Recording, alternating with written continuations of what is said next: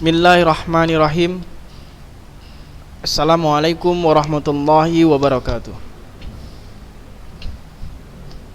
Innal hamdalillah nahmaduhu wa nasta'inuhu wa na'udzu billahi min sururi anfusina wa min sayyiati a'malina. May yahdihillahu fala mudilla lahu wa may yudlil fala hadiyalah. Wa asyhadu an la ilaha illallah wahdahu la syarikalah wa asyhadu anna Muhammadan abduhu wa rasuluh alladzi la nabiyya ba'da. Segala puji bagi Allah yang telah memberikan kepada kita nikmat iman dan juga nikmat kesehatan. Dan dengan nikmat-nikmat yang diberikan Allah itu kita dapat menjalankan kehidupan sebagaimana mestinya.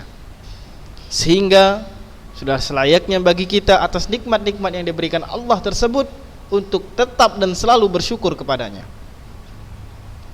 Dengan syukur yang sebenar-benarnya, bukan hanya syukur melalui ucapan, tetapi syukur melalui hati dan perbuatan.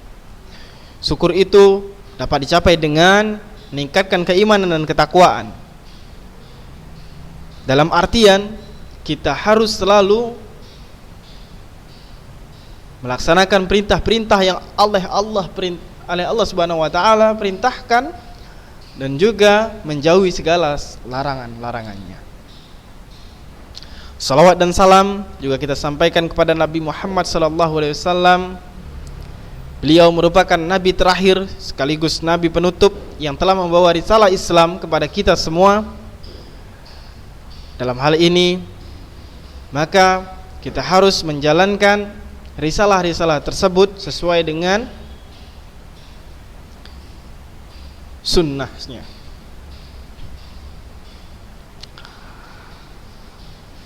Alhamdulillah, kita telah sampailah pada pembelajaran kedua setelah penilaian tengah semester. Di pembelajaran ini kita akan melanjutkan pada bab teks ceramah di subbab pokok bahasan kedua. Sebelumnya kita telah bahas subbab pokok bahasan pertama, yaitu tentang mengenal teks ceramah.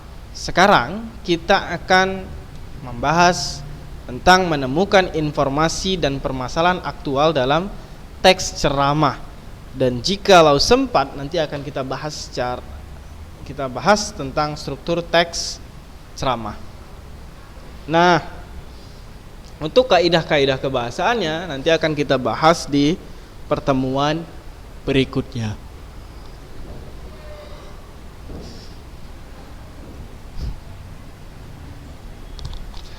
Nah, kita telah mengenal jenis pembicaraan yang disebut dengan ceramah, begitu ya.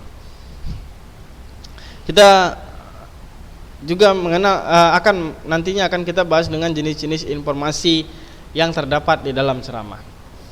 Informasi tersebut ya berupa penerangan informasi yang sifatnya publik, ya, ditujukan untuk umum tentunya. Nah, informasi media massa umumnya ya bersifat aktual. Demikian juga dengan informasi yang disampaikan dalam ceramah-ceramah yang berkaitan dengan isu-isu yang sedang hangat-hangatnya terjadi. Jadi yang dimaksud dengan informasi dan permasalahan aktual dalam teks ceramah itu adalah teks ceramah yang mengedepankan informasi berkenaan dengan permasalahan-permasalahan aktual atau permasalahan-permasalahan yang sedang hangat-hangatnya dibicarakan. Kalau saat ini yang sedang hangat-hangatnya dibicarakan adalah tentang pengesahan Undang-Undang Cipta Kerja, gitu ya. Sebelumnya kita juga mendengarkan yang hangat-hangatnya dibicarakan, yaitu tentang apa ya?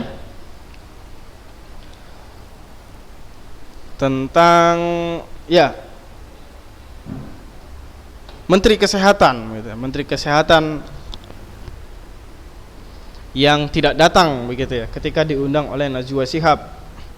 Kemudian ada juga tentang pilkada yang tidak ditunda dan seterusnya.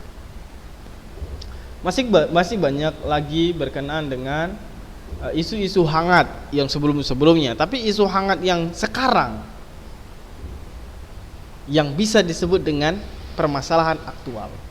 Jadi permasalahan aktual adalah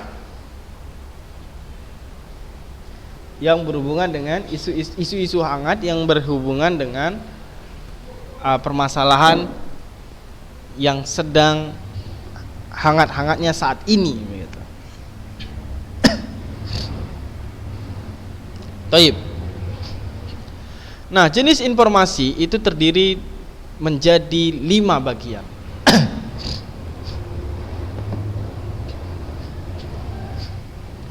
Jenis informasi yang pertama yaitu informasi berdasarkan fungsi. Kalau berdasarkan fungsi, berarti informasi ini bergantung pada materi yang juga kegunaan informasinya. Jadi ada fungsinya. Jadi bukan hanya sekedar informasi belaka, tapi apa gunanya. Yang termasuk informasi jenis ini adalah informasi yang menambah pengetahuan, informasi yang mengajari pembaca atau informasi edukatif, dan informasi yang hanya menyenangkan pembaca yang bersifat fiksional, khayalan. Informasi yang menambah pengetahuan, misalnya tulisan tentang pergantian kurikulum. Informasi edukatif, misalnya tulisan tentang teknik belajar yang jitu. Selanjutnya informasi yang menyenangkan, misalnya cerita pendek, karikatur, dan komik. Jadi fungsinya berdasarkan fungsi. Fungsinya tadi siapa yang menentukan? Yang menentukan fungsi adalah pembaca.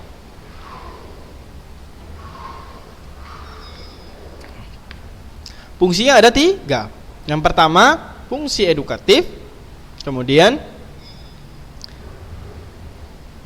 fungsi yang sifatnya hanya menyenangkan saja, dan informasi untuk menambah pengetahuan. Nah, begitulah dia berdasarkan fungsi. Fungsi itu tergantung kegunaan dari pembaca. Jadi tergantung informasi itu bergantung pada kegunaannya gitu.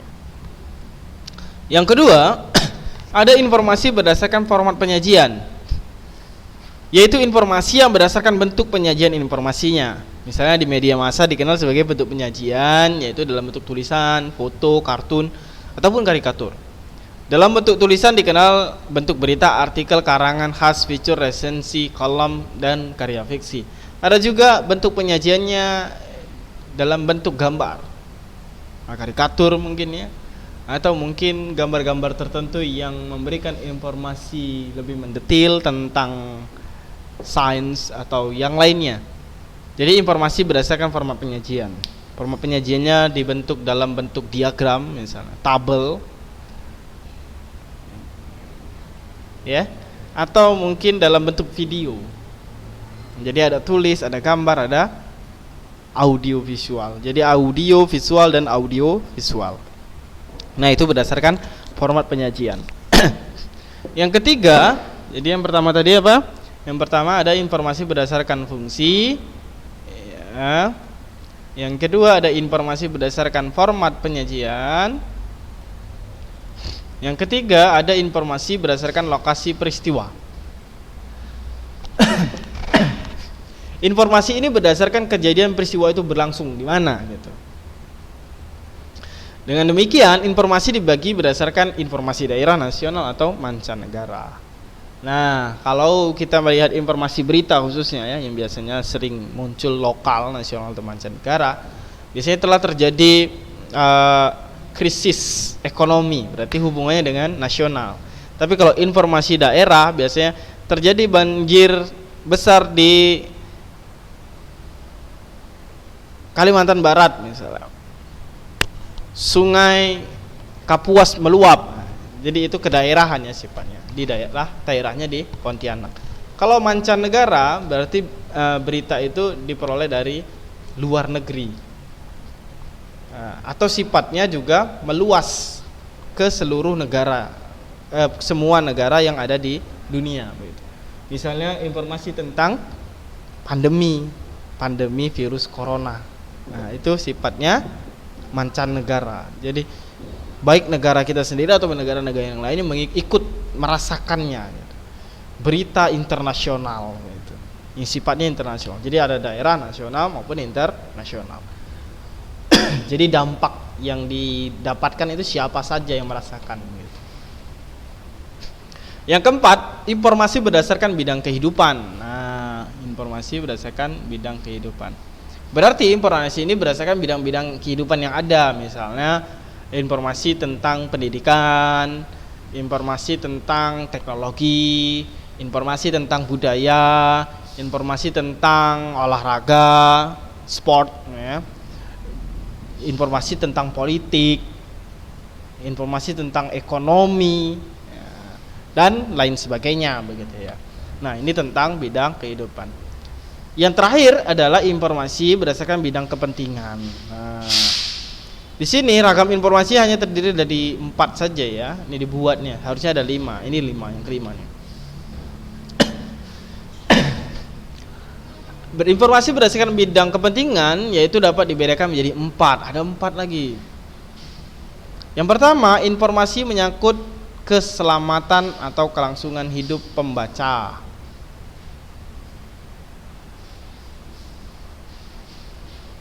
Informasi berdasarkan bidang kepentingan yang pertama, informasi yang menyangkut keselamatan dan kelangsungan hidup pembaca. Misalnya informasi tentang bagaimana kita mencuci tangan, menggunakan masker, menggunakan hand sanitizer. Ini kan untuk menyangkut keselamatan dan kelangsungan hidup kita, begitu ya, atau pembaca. Nah, ini dia informasinya. Informasi yang menyangkut perubahan dan berpengaruh pada kehidupan pembaca. Informasi yang menyangkut perubahan dan berpengaruh pada kehidupan pembaca. Biasanya informasi-informasi yang sifatnya psikologi, gitu ya. Yang mempengaruhi pikiran kita, mempengaruhi cara berpikir kita. Misalnya kita membaca buku informasi-informasi tentang Islam, gitu ya, khazanah Islam, gitu. Jadi kita akan, oh ternyata begini, kita harus sholat di masjid.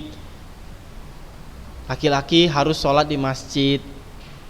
Nah, bisa kita terus berubah, terus mempengaruhi kehidupan pembaca. Nah, itu informasi yang mempengaruhi perubahan dan kehidupan pembaca. Kemudian informasi tentang cara atau kiat baru dan praktis bagi pembaca untuk meningkatkan kualitas hidup. Misalnya informasi tentang menjaga kesehatan dengan tetap berolahraga. Olahraga yang simple, misalnya dengan cara tertentu, begitu ya. Jadi kita dapat informasinya. Lakukan kegiatan ini setiap pagi, gitu misalnya. Jadi informasi berhubungan dengan kiat-kiat praktis, gitu. Dan ini untuk meningkatkan kualitas hidup si pembaca. Informasi tentang peluang bagi pembaca untuk memperoleh sesuatu, biasanya informasi berupa lowongan pekerjaan, begitu ya. Atau informasi tentang yang berhubungan dengan iklan, diskon, dan lain sebagainya. Nah, itu adalah pembagian-pembagian tentang jenis-jenis informasi yang dibagi menjadi 5 bagian. Taib. Sekarang kita akan menelaah bagian-bagian penting di dalam teks ceramah.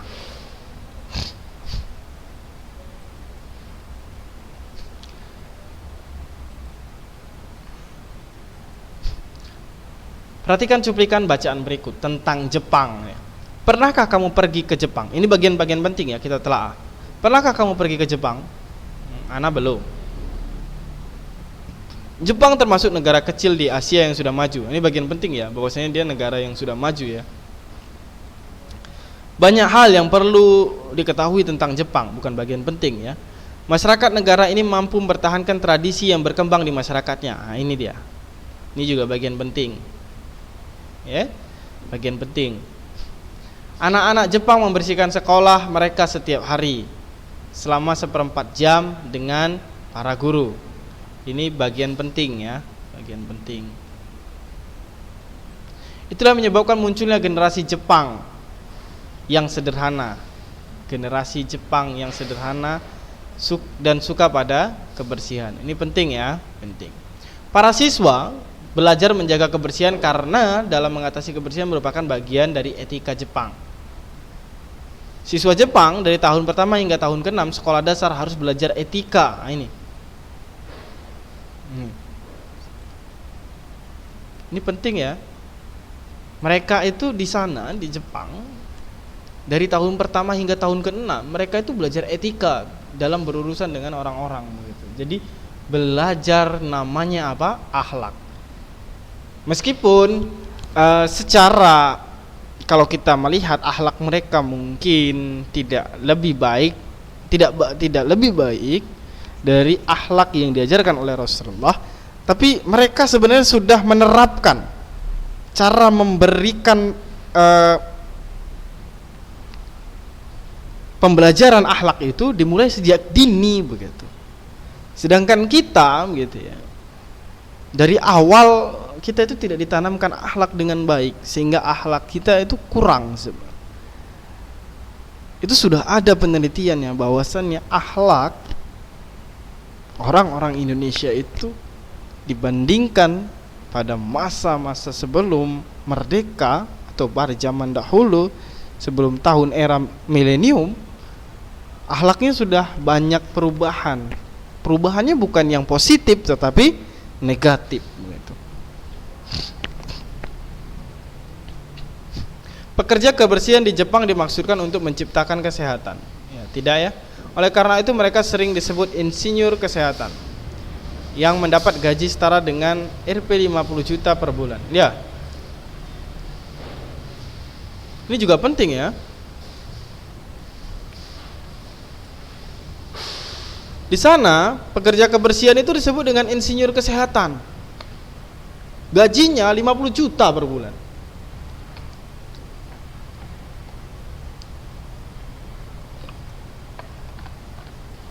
Nah, antum bayangkan di Jepang orang yang membersihkan, petugas kebersihan gitu ya, disebut dengan insinyur kesehatan, gajinya 50 juta per bulan. Mau banding dengan kita, gajinya berapa? Kita nggak usah ngomongin gaji terlebih dahulu. Di Indonesia khususnya kita itu sudah jahat dengan petugas kebersihan. Kita sebut apa petugas kebersihan itu? Tukang sampah. Masya Allah. Sebenarnya tukang sampah itu siapa? Tukang sampah itu kita. Ya. Tapi mereka yang kita sebut tukang sampah. Jadi tukang sampah adalah orang yang menghasilkan sampah. Mereka itu yang membersihkan. Di sana disebut dengan insinyur kesehatan, di sini disebut tukang sampah. Penggunaan bahasa kita itu sudah jahat sekali. Nah, di sana etika itu sudah diberlakukan. Bahkan untuk petugas kebersihan disebut dengan insinyur, kita tukang sampah. Nah, ini informasi penting ini. Untuk merekrut mereka dilakukan melalui tes tertulis dan wawancara. Ini tidak terlalu penting. Jepang tidak memiliki sumber daya alam yang melimpah seperti Indonesia. Ini penting juga ini. Sehingga kita bisa membandingkan. Jepang tidak punya SDA yang banyak, tapi kenapa bisa maju? Kita tidak. Mereka sering terkena gempa bumi, tetapi itu tidak mencegah Jepang menjadi negara dengan kekuatan ekonomi terbesar kedua di dunia. Rakyat Jepang mengatasi kekurangan sumber daya alam dengan mengoptimalkan sumber daya lainnya. Nih, lihat nih. Mereka optimalkan dengan sumber daya. Jika kamu pergi ke sebuah restoran prasmanan di Jepang, maka kamu akan melihat orang-orang yang hanya makan sebanyak yang mereka butuhkan. Dengan begitu, tidak ada sisa-sisa makanan. Selain itu, dari restoran tidak ada limbah apapun. Nih, penting nih ya. Mereka makan tidak menyisakan makanan tersebut. Ini diajarkan oleh Rasulullah, tapi kita tidak melakukannya begitu. Bahkan orang Jepang yang mereka itu di luar akidah kita, mereka melakukannya. Sebenarnya secara akidah mereka jauh gitu ya. Tapi mereka tuh seperti melaksanakan. Kita secara akidah dekat, tapi tuntunannya Rasulullah tidak kita laksanakan gitu ya. Ini informasi penting. Masyarakat Jepang sangat menghargai waktu. Nah, ini masyarakat Jepang menghargai waktu. Mereka selalu menepati waktu, bahkan tingkat keterlambatan kereta di Jepang hanya sekitar 7 detik per tahun. Di Indonesia kereta itu terlambat bisa sampai setengah jam, bahkan 1 jam, atau mobil wajar ya. Tapi masyarakat di Jepang itu menghargai waktu. Kereta api ya. Kalau kereta di sini sepeda motor ya. Di sana kereta api. Hanya 7 detik keterlambatannya dalam 1 tahun. Budaya mereka dalam menghargai nilai waktu sangat dijaga, sehingga mereka sangat tepat waktu dengan perhitungan menit dan detik. Jepang sangat menghargai pendidikan. Ini penting sekali. Masyarakat mendukung visi pendidikan di Jepang. Jika kamu bertanya kepada mereka apakah arti pelajar itu, maka mereka akan menjawab bahwa pelajar adalah masa depan Jepang. Sedangkan kita tanyakan pada diri sendiri. Nah, ini adalah hal-hal penting yang ada di dalam teks Jepang ini ya, teks tentang Jepang. Ini bisa dijadikan sebuah ceramah. Nah, bagian-bagian bercak terpal merupakan hal penting dalam seluruh rangkaian cuplikan ceramah tersebut. Nah, itu bagian cerita tebalnya kan cuma sedikit ya. Nah, Ana sudah menambahkannya dengan highlight atau stabilo.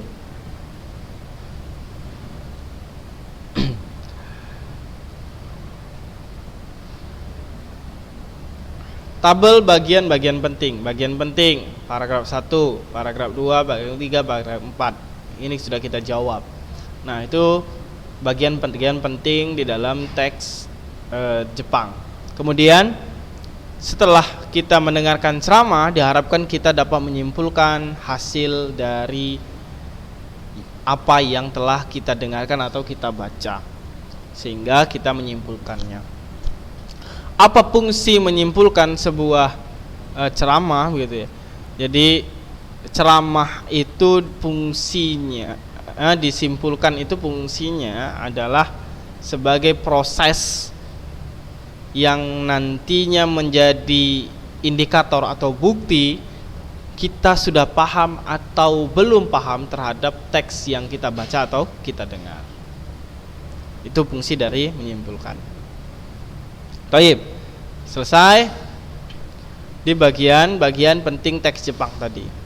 Selanjutnya kita akan masuk di halaman ini sudah selesai. Halaman 92. Menganalisis struktur dan kebahasan dalam teks ceramah. Ya, kita menganalisis strukturnya ya. Menganalisis struktur. Menentukan isi dan struktur dalam teks ceramah. Untuk kebahasaannya kita akan bahas minggu depan ya. Jadi struktur dalam teks ceramah itu dibagi menjadi 3. Yang pertama ada pembuka ya, kemudian ada isi, yang ketiga ada penutup. Pembuka itu berisi isu ya, ini isu, pengenalan isu ya. Pengenalan isu, masalah ataupun pandangan pembicara tentang topik yang dibahas. Nih. Isi berupa rangkaian argumen pembicara berkaitan dengan pendahuluan dan tesis. Nah, pada bagian ini dikemukakan pula sejumlah fakta yang memperkuat argumen-argumen pembicara. Di penutup adalah penegasan kembali atas pernyataan-pernyataan sebelumnya. Tayyib. Di sini dijelaskan pula secara bagan, dalam bentuk bagan. Tesisnya itu ada isu, permasalahan, pandangan umum penulis, sama ya. Isu ada pendapat-pendapat dan disertai dengan fakta. Kemudian penutup penegasan kembali atau di dalamnya itu berupa simpulan dan rangkuman. Nah, kalau antum sebelumnya di kelas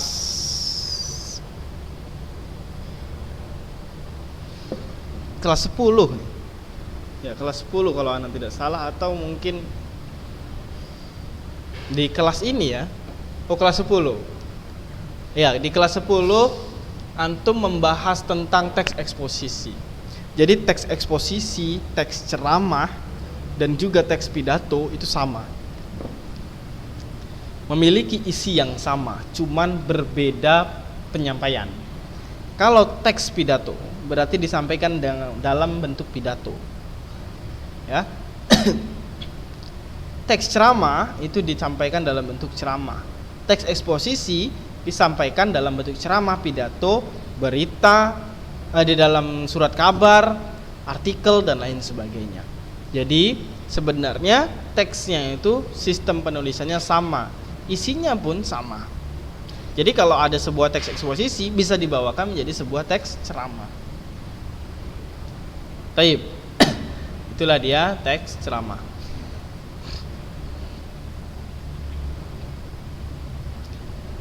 Sekarang kita akan menganalisis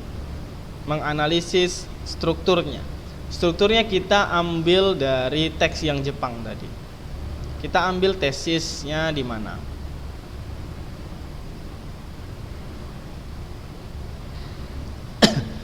Pernahkah kamu pergi ke Jepang? Jepang termasuk negara kecil di Asia yang sudah maju.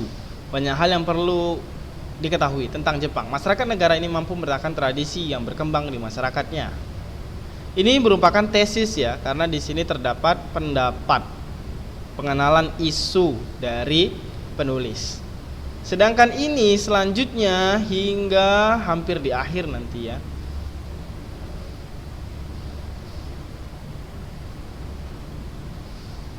Ini merupakan rangkaian argumen.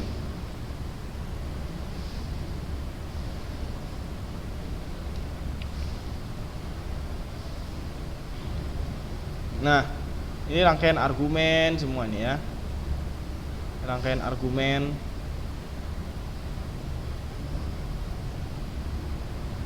Ini rangkaian argumen. Nah, penegasan ulangnya mana? Nah, ini dia, penegasan ulang. Menegaskan kembali tentang budaya Jepang. Ini penegasan ulang. Yang di sini merupakan tesis, kemudian ini rangkaian argumen sampai di sini. Kemudian di sini ada penegasan ulang yang di dalamnya juga ada argumen dan kesimpulan. Baik, begitulah tentang struktur dari teks